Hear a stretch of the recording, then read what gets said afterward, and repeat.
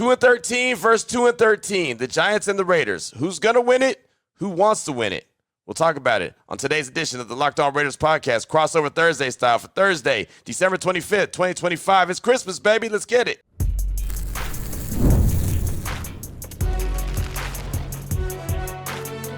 You are Locked On NFL Crossover, part of the Locked On Podcast Network. Your team every day.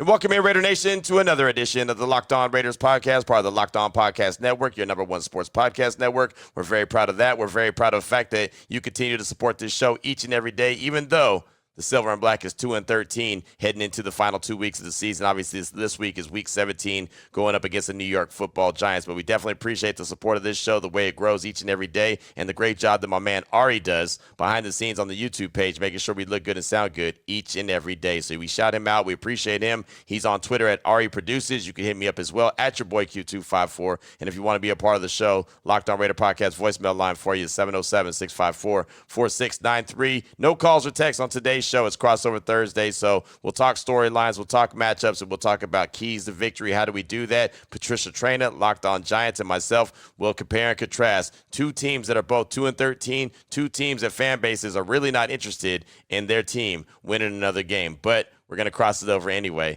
on today's show. So we'll jump into that after I tell you about the title sponsor of the show, which is PrizePicks. Download the PrizePicks apps today. Use promo code LOCKEDONNFL to get $50 in lineups after you play your first $5 lineup. So again, the storylines, they write themselves, really. 2-13 versus 2-13. We found out that Brock Bowers and Jeremy Chinn are both on IR for the Silver and Black. And so that's a way that the front office could kind of lean towards the maybe not such a good chance of winning on Sunday. But we'll go ahead and break it down right now. We'll talk about the key storylines for the Raiders and the G-Men in segment number 1 of today's Locked On Raiders podcast with Patricia Traina from Locked On Giants and myself. We're going to take a look at the Tank Bowl. It's two teams, identical records to two, and they're the worst records in the NFL, competing not for pride, Q, but for the number 1 overall draft pick. And how sad is that to have to say? It really is. It really is. And I'm hoping sooner rather than later, there'll be a season where week 17 and week 18 matter. Week 17 and week 18 are for, say a playoff berth or something, something big time instead of, well, maybe potentially the number 1 overall pick. But obviously this is not the year. So here we go. And obviously there's moves being made by both teams to try to put themselves in the best position to not win on Sunday, which again is wild to say, but here we are. Yes, and here we are. So today we're going to talk about the key storylines, besides, of course, the fact that this is the Tank Bowl. We'll talk about, obviously, the deciding matchups and the keys to victory for those who are interested in such a thing. And Q, I'll let you go first with the Raiders. They've had some problems, and it just came out before we started taping that Brock Bowers landed on IR. I mean, what else is going on in the land of the Raiders? I mean, there's not a whole lot right now of like certainty of what's going on at all, right? I mean, Brock Bowers, as you mentioned, he's on IR. His season's over. Jeremy Chinn, he's on IR. His season's over. Could there be some more moves made before Sunday? Sure, right? I think that there's a battle going on, and you might have seen this before with the Giants. I don't know, but it just feels like there's a battle going on right now between the coaching staff and the players and maybe the front office, where we're in the locker room. Max Crosby's talking about, I don't care about the pick. I don't care about, losing. I want to win games. And, you've been in enough locker rooms to know that the players don't care about that. Pete Carroll, he is not, he's not a guy that's trying to focus in on the number 1 overall pick and losing out these last 2 games. And I don't know, and I talked about this on the podcast earlier this week, that he might be trying to ensure that he does come back in 2026 by not getting the number 1 overall pick. Like, he might have incentive to win this game and win next week's game, close out on a 2-game winning streak. So maybe this job is not very attractive, right? I mean, and again, I know with the turnover that the Giants have had, there's years where that could have been a scenario as well. The Raiders have a lot of salary cap space.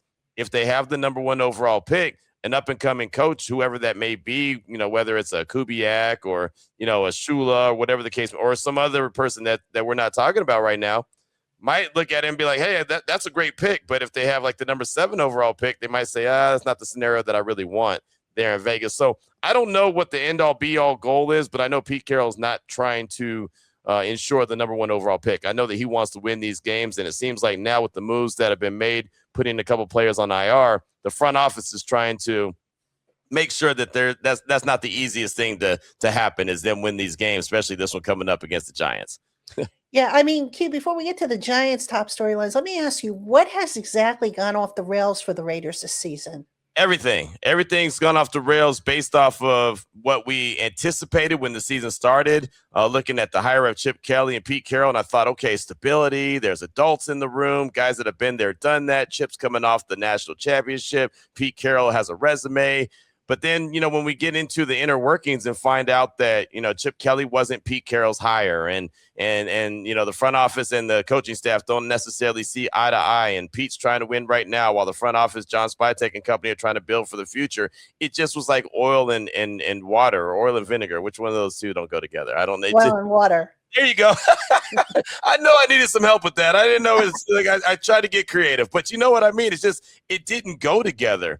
And it just seemed like from the jump that it wasn't a very good fit. And then Geno Smith has not been what anyone anticipated him being when the Raiders gave up a third-round draft pick for him. Ashton Genty's actually had a quiet, good season, but it's not what anyone expected when they drafted him number 6 overall. It just seemed like the philosophies never matched. And when that happens, as you know, if you're not all on the same page, then things are going to go sideways. And they went sideways in a hurry, right? They went sideways. They went off the road. They lost their engine. They did everything. I mean, everything just went to kaput. And now they're, sitting there with 2 wins on the season, looking to see what they could do in these final 2 weeks.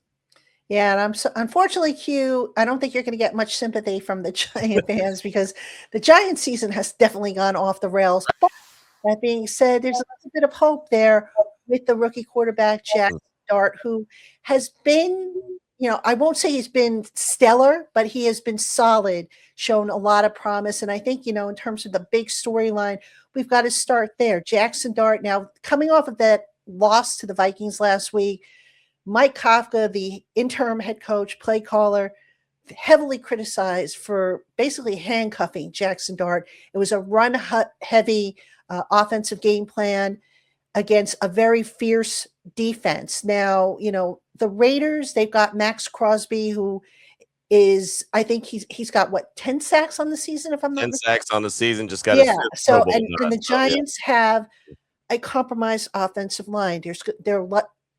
We don't know this for sure, but it's looking like there won't be Andrew Thomas this week. John Michael Schmitz, the starting center, probably will not play.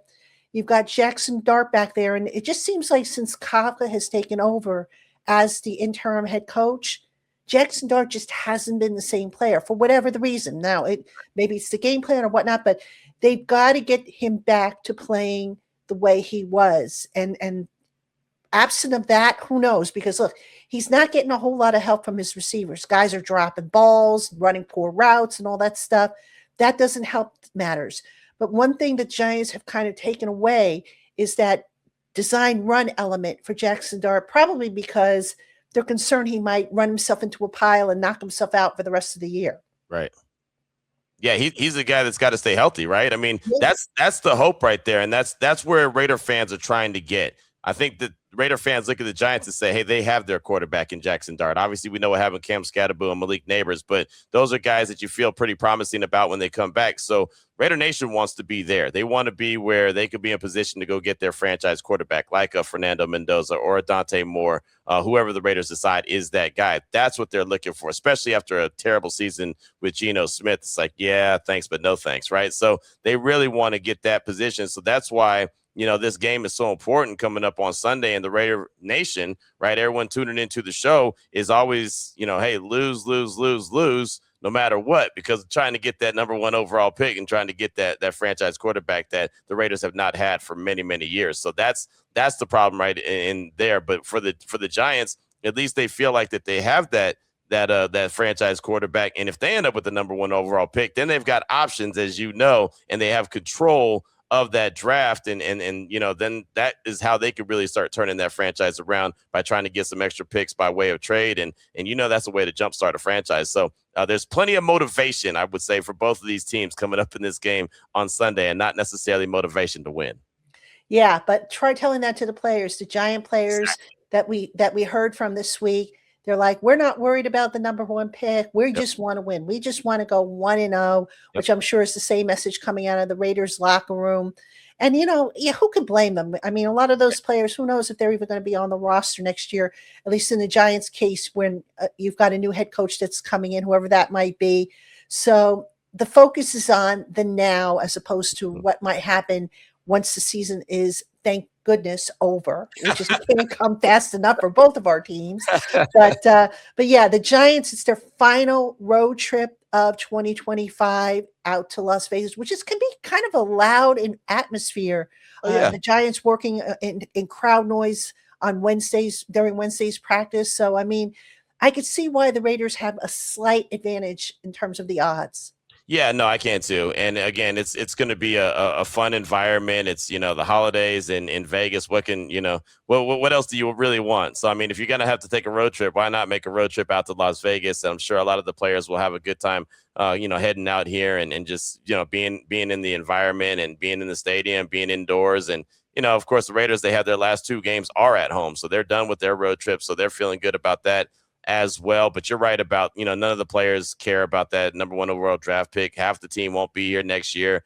They're all about winning, and they're all about winning right now. And that's how anybody that's got any kind of competitive bone in their body, that's how, I mean, I wouldn't want to lose either. I don't care. Like you keep that draft pick. I don't care what you need with that. I want to win a game. So that's how these players are. They came up short a little bit against Houston, probably their best performance of the year. That wasn't a win. And they've only had 2 of them, so there's that. But so a lot of Raider fans are kind of concerned that, oh man, they play like that against the Giants, like they did against Houston. They're going to mess around and find a way to win this game.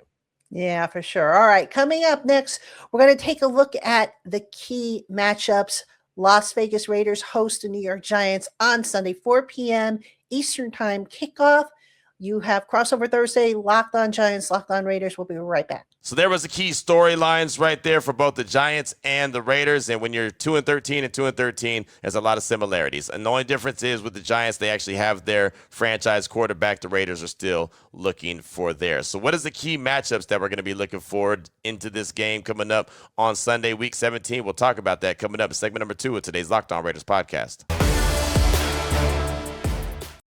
Before we get to that, though, I do want to tell you about the title sponsor of the show and every Crossover Thursday. It is PrizePicks. The holiday season is one of the best times for sports, bowl games, big basketball games, playoff pushes. It's all happening at one time. And while we're all making those choices every day, one of the most fun places to make the right call is always going to be at PrizePicks. PrizePicks is the easiest way to get in on daily fantasy. You pick more or less on at least 2 player projections. You lock in your lineup and you're in the game. Just like that. It's simple and fast and available in 45 states, including California, Texas, Florida, and Georgia. You can create a lineup. It takes less than a minute. The app makes the whole process smooth. You can choose from a huge range of unique stats, fantasy score, field goals attempted, free throws made, turnovers, whatever fits your strategy. PrizePicks has it. And how about this? The early payout feature. It's a great bonus. When your lineup starts strong, you may get the option to cash out early. Deposits and withdrawals are quick and easy, which keeps everything flowing. Right now, download the PrizePicks apps today. Use promo code LOCKEDONNFL to get $50 in lineups after you play your first $5 lineup. That's promo code LOCKEDONNFL to get $50 in lineups after you play your first $5 lineup. PrizePicks. It's good to be right. All right, Raider Nation, here we go. Segment number 2 of today's Locked On Raiders podcast, crossover edition. Patricia Traina, Locked On Giants, and myself. We talked all things storylines in segment number 1. Time to get into the key matchups between the G-Men and the Raiders. Let's go ahead and jump right into it. Q, let's talk matchups. And, I'm going to go first if you don't mind on this one because there's a big one I have circled on my card, and that is Ashton Gentry against that Giants lousy run defense. I think that's going to be a big one. Now, according to some stats from True Media, Ashton Gentry, 828 rushing yards, but 703 yards after contact, 84.9% of his rushing yards coming after contact. Not a good thing for a Giants run defense, which not only is ranked towards the bottom of the league, but which has been known all season long for missed tackles, poor angles, and just struggling to bring down those big runners. Yeah, he's been really good at making guys miss. The problem is that guys have been missing at the line of scrimmage, right? And so, I mean, he's had to try to make them miss as soon as the ball hit his belly. And that's been the unfortunate part for Ashton in his rookie year. And that's why we haven't seen him be more explosive like we expected when they drafted him number 6 overall. Now, he had a really good breakout game last week against Houston, going for $128 on the ground and also 60 yards through the air and 2 touchdowns. And so really good game. this could be one of those where they give him the ball early and often and let him go to work and continue to get him lathered up and finish off the season really strong. I mean, this guy has an opportunity to go over 1,000 yards for the season based off what happens the next 2 weeks as long as he's playing. And, I mean, back in the day, 1,000 yards was like, man, the running back really had a hell of a year. He went over 1,000 yards. It's not that anymore. But for a rookie, it'd still be a nice little goal to get, going over 1,000 yards. He's had 10 touchdowns on the season between pass catching and running the rock. So that's a really good season as well. I could see them making a conservative effort to make sure that he gets the ball. He had 24 carries last week. That was a season high for him. And I know, and I've talked to him about it in the locker room many times, he's a volume back, right? He doesn't want to have a governor put on him. He doesn't want to have a pitch count put on him. He wants to get as many carries as possible because as he gets going and as the game gets longer in the tooth, all of a sudden he gets a little bit more lathered up. And that's when the missed tackles that happened in the first quarter happen in the fourth quarter in a major way. So he wants to get the ball early and often. I feel like Greg Olsen and Pete Carroll are going to try to feed him early and often. So this could end up being a game that goes by pretty quick because it could be a whole heavy dose of the run game when it comes to the Raiders and Ashton Jeanty, especially now that Brock Bowers has been put on IR for the season. Yeah, I was just going to ask you, with Brock Bowers on IR, how does that change maybe the passing game, if at all?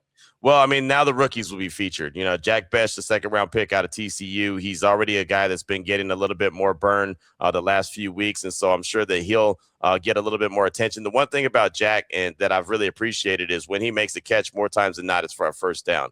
He's not a guy that's going to take the top off the defense, but he will extend a drive with his catches. And Dante Thornton Jr., we're all still waiting for him to step up and make some big plays. He's got the size and the speed. He just hasn't been able to put it together. And he was featured early in the season from Geno Smith and the Raiders coaching staff. And then kind of, I don't want to say he got into the doghouse, but he just kind of all of a sudden they went away from him. And now, like I said, Jack is more of a feature than Dante. But now with Brock out, you might see some more Michael Mayer at the tight end position. And you might see the rookie wide receivers get a little bit more action, like I said, with Jack Bech and Dante Thornton Jr. And the Raiders still have Tyler Lockett as well, the old Wiley veteran. So he's another guy that Geno Smith is, he's looking for early and often from his days and familiarity with him when he was back in Seattle.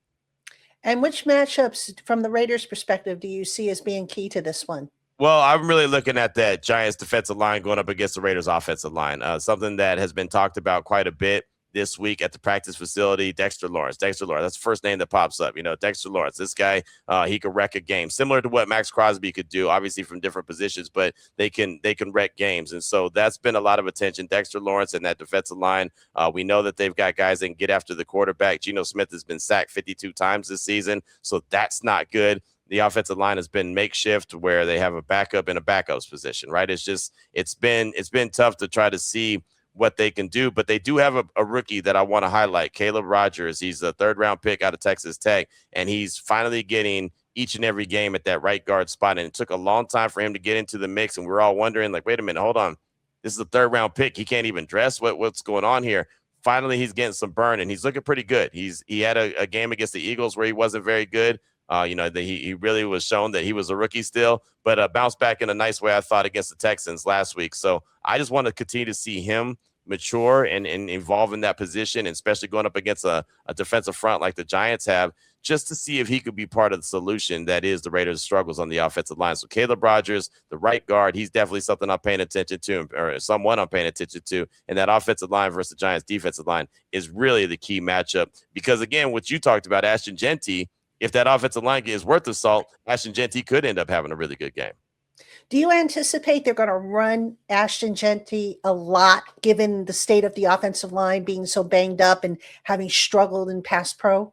I feel like that they are. I really do. And again, it's been really hit or miss with him and his production this year. I mean, there's times where he's had 9 attempts in the game, and then last week he had 24 attempts. And the Texans, they can get after the quarterback, so I think they're going to try to slow down the pass rush of the Giants by being able to run the ball. Now, is Jeanty going to get the 100% workload? Maybe not. Maybe you're going to see Dylan Lobby out there. Maybe you're going to see Raheem Mostert out there, the old Wiley veteran. He's actually number 2 on the depth chart. But depending on how this game is navigated and depending on what maybe decisions the front office and coaching staff makes going into this game, maybe they start to have a 50-50 split and say, hey, we don't want to put too much workload on Jeanty the last couple of weeks of the season when they really don't matter to say. So that could be a key element. But if he goes and he plays like he normally does, I do expect him to be around 20, 25 carries in this game, and probably week 18 as well. Q, how much do you think the crowd is going to factor into this? I know the Raiders fans, they travel well and they're loud, and it doesn't seem to matter how the record is and whatnot. But I mention that because, again, the Giants have been practicing with crowd noise this week in anticipation for a loud environment. It is an indoor stadium. How much does that typically factor into the equation? It's weird because a lot of times and I hate to say it, but a lot of times the visiting crowd is just as big, if not larger, than the Raider crowd, right? I mean, and it's just because it's Las Vegas, it's a destination location. The Raiders stink; they're not winning games, and so everyone's like, "Hey, man, you want a 3-day weekend? Let's go to Vegas. Why not? And we'll see our favorite team play on Sunday. That's cool, right?" And so a lot of times that's the case. I don't know what the Giants fans' expectations are. I feel like that there's a lot of Giants fans anyway. Just kind of, they're one of those brands that there's Giants fans everywhere. So there might be a lot of Giants fans at Allegiant on Sunday. I don't really have a good feel for that right now. But I know Raider Nation, every time that they're called upon, even when they're outnumbered at Allegiant, they get loud, and it does get loud inside. And every once in a while you'll see a false start called, and kind of tip the cap to the crowd because they do a good job. But it's not the overwhelming, super crazy loud. And again, I do think that there'll be enough Giants fans to kind of balance them out a little bit. I don't think crowd noise is going to be a huge factor in this game. Let's put it like that. All right. Well, coming up after this short break, we're going to talk about the keys to victory for both teams in this Tank Bowl. So don't go anywhere. We'll be right back with you. Those are the key matchups. And now what's left? The path to victory, keys to victory. Are the Giants interested in winning? Are the Raiders interested in winning? I know the answer from the fan base. Obviously, we'll find out the answer from the team coming up on Sunday, but we'll get into the keys to victory for both teams coming up in segment number 3 of today's Locked On Raiders podcast.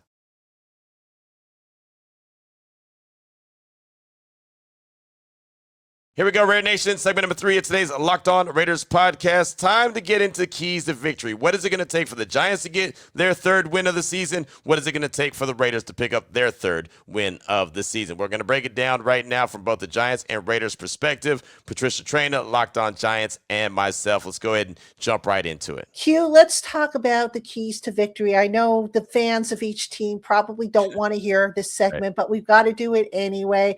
We'll start with the Raiders. What do the Raiders need to do to pull off a win? Well, they need to protect the ball. That's been a big bugaboo of the Raiders all season long. Geno Smith has turned the ball over at a rapid pace. So 15 interceptions on the season. Last week, he threw a pick 6 early to kind of set the tone for that Raiders and Texans game. And without that pick 6, the Raiders probably win that game. So he's got to protect the ball. He's got to be smarter with it than he is. A lot of times he'll get reckless.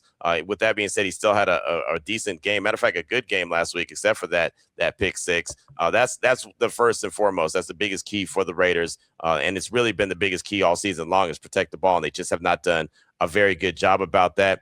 Getting off the field on 3rd down. That's also been an issue, especially 3rd and long. Like, Patricia, 3rd and 10, 3rd and 12, 3rd and 15. Like, that's automatic. You're off the field downs. That's the ball's getting back to the offense downs. And more times than not, the Raiders find ways to blow that down and end up, letting them get a 1st down. And it's sometimes it's by penalty, but more times it's not. It's just bad coverage, bad play, bad defense, So they've got to get off the field on 3rd down, 3rd and long, pin their ears back and do what they got to do. And there's been times where they give up that 3rd and long, and you kind of look at Max and he has that come on, like we got to be better than that. That was 3rd and 18. How do we give up 22 on that? And so, he's going to bring it all the time. There's no slowing Max down. The only way you can slow Max down is have him stay at home. Not even be on the sideline, just stay at home, right? That's the only way that he won't affect the game because he is just that guy. So they've got to get off the field on 3rd down. And, I'll say the final key to victory is finishing drives,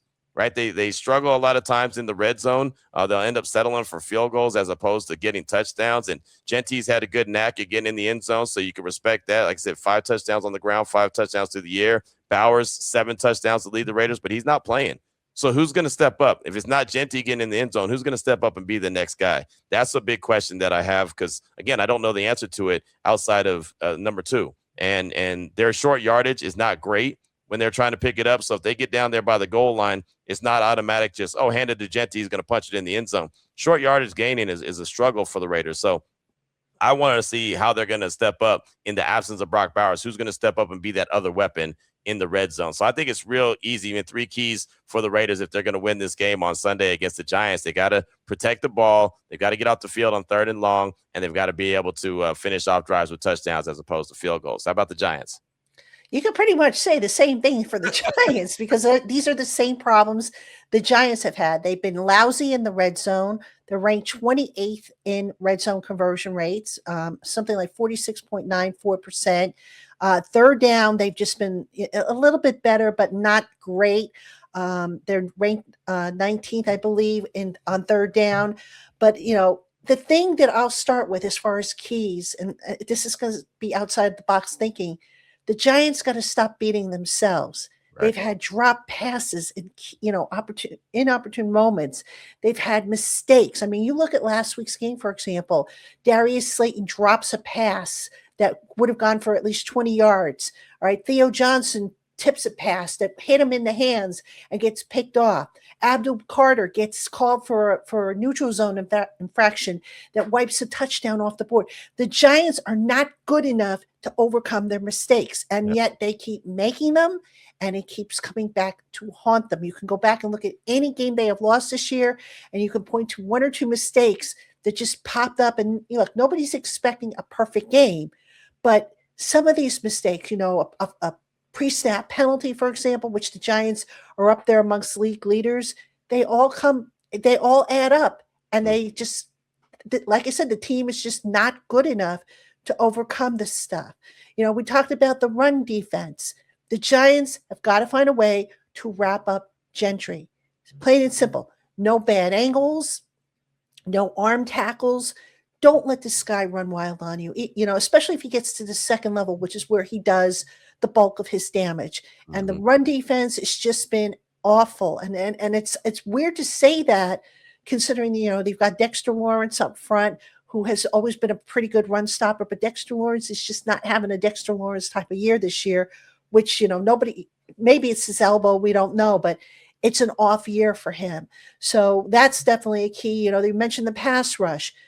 The Raiders offensive line is compromised by injury. So you would expect for Abdul Carter and Brian Burns having a heck of a year, the only Giants Pro Bowler, you would expect for those 2 guys to feast. And then I'll throw in one more for you. Special teams. The Giants special teams, now last week, they didn't hurt them. But the last few weeks before that, one mistake, whether it be a broken down coverage, guys not maintaining their lanes, a missed field goal, a kick out of bounds, whatever the case may be, special teams has got to do its part, because it just seems like at least once, not counting last week, because again, there wasn't really anything that bit them from special teams, but there's always been something the last several weeks that has just come up and made you say, special teams, folks. And that's been very frustrating as well. So you have that. And then, like I said, the defensive secondary, the Giants defensive secondary, can they please make a game-changing play? Now, last week they had a couple of turnovers. One was nullified, like I said, but we need more of that if the Giants are going to pull this one off, because as you mentioned, Geno Smith has been somewhat of a turnover machine. Mm-hmm. You've got to take advantage of that. It's that simple. I heard that. Well, I'll tell you what, you talking about special teams and their struggles. That's music to my ears. I'll tell you a dirty little secret. The Raiders have not had a kick return touchdown since Jacoby Ford did it. Jacoby Ford did it in 2010. Wow.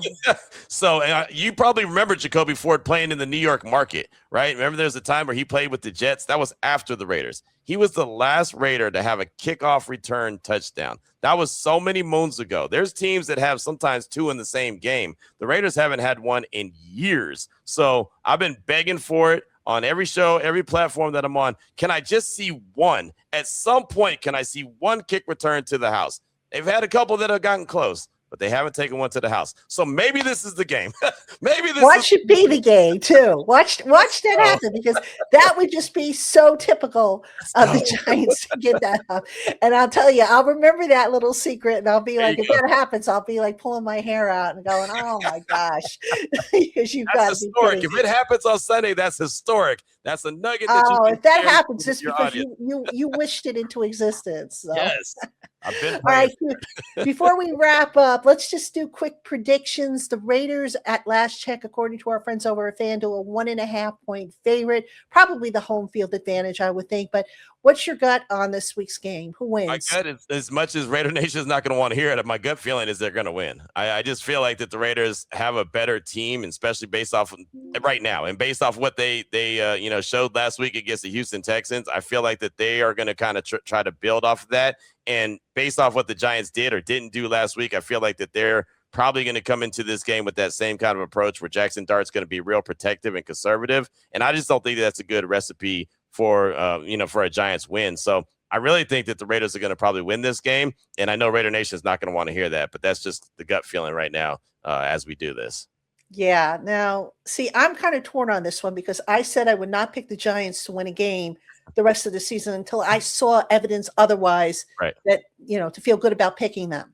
Mm-hmm. That being said, because, we're talking the tank bowl, so to speak, watch the Giants win this one because everybody, in the fan base seems to want that number one pick. Right. And the Giants, they're like, again, we don't care about that. We just want to win the game.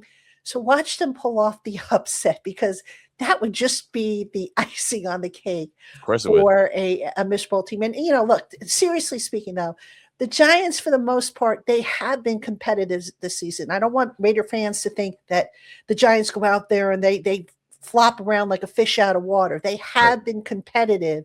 They just haven't finished games. So they've come close a couple of times. Now they're playing an opponent who's kind of on their level, so to speak. Mm-hmm. Maybe this is the week that they finish the game. So there it is. There it was. I don't know who wanted to hear the keys to victory or even want to hear about victory. The Giant fans and Raider fans probably plugged their ear right there in segment number 3. But that's what it is when you're 2-13 and there's a goal for the fan base. There's a goal from probably the front offices of both teams at the end of the season, and we'll see what happens on the field. Someone's got to win the game. I guess they could tie, but someone's got to win the game and someone's got to lose the game. We'll find out for sure. Of course, this is not the end of the week for us. We still have another strong show. We'll finish out the week really strong, send you into the weekend, into week 17 the right way. Get back to your calls and texts, news and notes, and a lot of conversation. Today is the Christmas holidays, so definitely happy holidays to everyone. Hopefully you're safe out there. Have some really good time to rest and relax and get some time with your families, whatever the case may be, however you celebrate. We always remember the reason for the season around here, and so hopefully everything goes really well. But we will be back again tomorrow. That is for sure. So until then, Raider Nation, take care of yourself, take care of your family, love on your family. Most importantly, as always, just win, baby.